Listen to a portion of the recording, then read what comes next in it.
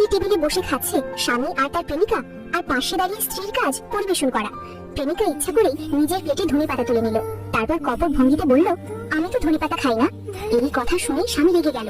সে বিনা প্রশ্নে স্ত্রীর উপর চিৎকার শুরু করলো, কিন্তু সে জানতো না তার স্ত্রীও ধনেপাতা খায় না। স্ত্রী তাড়াহুড়ো করছিল কাজে ফিরতে, কিন্তু স্বামী তাকে যেতে দিল না, বরং আদেশ দিল 3 সেকেন্ডের মধ্যে এই খাবার শেষ করো। স্ত্রী যখন খেতে যাবে, স্বামী আবার চপস্টিক তুলে নিল। উপায় না পেয়ে সে হাতে করে খাবার মুখে গুজতে লাগলো। যতক্ষণ না শ্বাস নিতে কষ্ট হচ্ছিল, বমি আসছিল, তবুও স্বামীর চোখে শুধু প্রেমিকা। স্ত্রীর কষ্ট তার চোখেই পড়লো না। বাথরুমে গিয়ে আয়নায় নিজের মুখের দিকে তাকালো সে।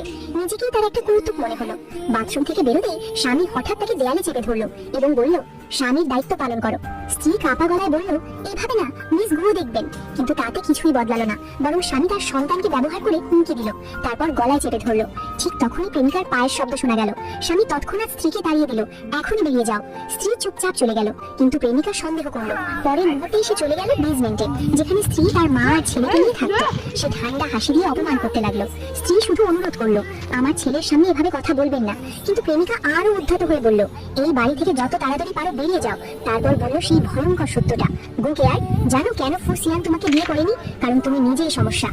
মায়ের উপর নির্যাতন দেখে ছোট ছেলেটা দৌড়ে এসে মাকে আগলে ধরলো, কিন্তু নিষ্ঠুর প্রেমিকা শিশুটিকে চড় মেরে ফেলে দিল। এবার আর সহ্য করতে পারলো না স্ত্রী, সে প্রেমিকাকে এক চড় মারলো। ঠিক তখনই স্বামী এসে স্ত্রীর গালে এমন এক চড় মারলো যেন তার পুরো হৃদয়টাই ভেঙে গেল। এই বাড়ি তার কাছে আর ঘর নয়, এটা নরক। সে ডিভোর্স চাইলো, কিন্তু স্বামী আবারও ছেলেকে হুমকি দিল।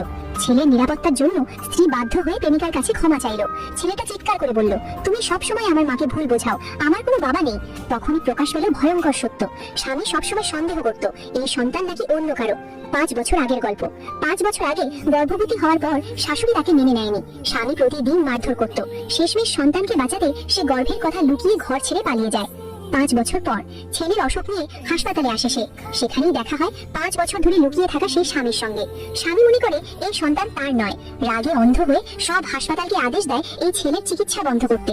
তারপর প্রতিশোধ নিতে স্ত্রীকে নিজের বাড়িতে দিনে কাজের লোক আর রাতে নাইট ক্লাবে কাজ করতে বাধ্য করে। ডিভোর্সের শর্ত 5 মিলিয়ন ইউয়ান। নাইট ক্লাবে তাকে অপমান করা হয়। একজন পুরুষ তাকে টেনে নিয়ে বলে, তুমি বিক্রি করতে এসেছো, অভিনয় করতে নয়। সে অপমান সহ্য করতে না পেরে পালিয়ে যায়, কিন্তু আরো বড় বিপদ অপেক্ষা করছিল। প্রেমিকা কিছু গুন্ডা ভাড়া করে স্ত্রীকে অপমান করতে।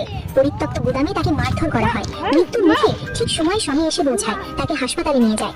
অচেতন অবস্থায় স্ত্রী শুধু অনুরোধ করে, আমি মরে গেলে আমার ছেলেকে ছেড়ে দিন। অপারেশন শেষ, স্বামী উদ্বিগ্ন হয়ে অপেক্ষা করছে।